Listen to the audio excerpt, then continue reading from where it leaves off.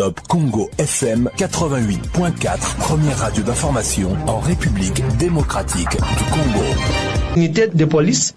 Le maire de Bujimaï dans la province du Kasaï oriental, dans la province du Sankourang, parle de menaces de disparition de la cité portuaire de Bena-Dibélé par les érosions. Le député national Francis Ilunga hausse le ton dans une correspondance adressée à la société Iris Africa qui devrait travailler dans cette partie du pays. Et il alerte que plusieurs bâtiments administratifs dans ceux de l'EPST de la police vont bientôt être engloutis par les têtes d'érosion qui ne font que progresser.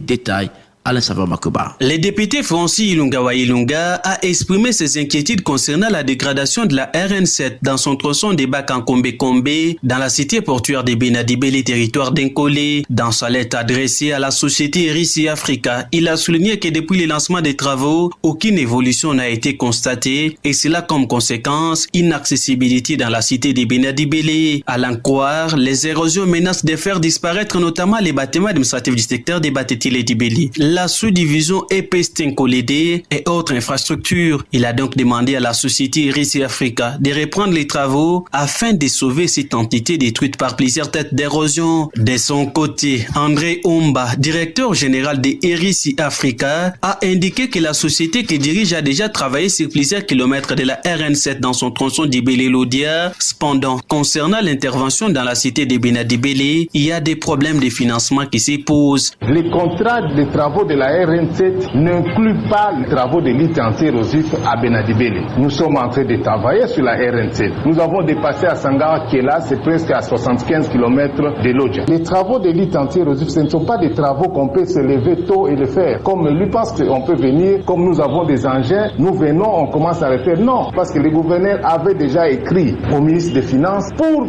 solliciter ce financement. Malheureusement, jusqu'alors, on n'a jamais eu ce financement. On a signé les contrats, mais on n'a pas encore le financement. De Kananga, Alain Saveur Makoba pour Top Congo FM.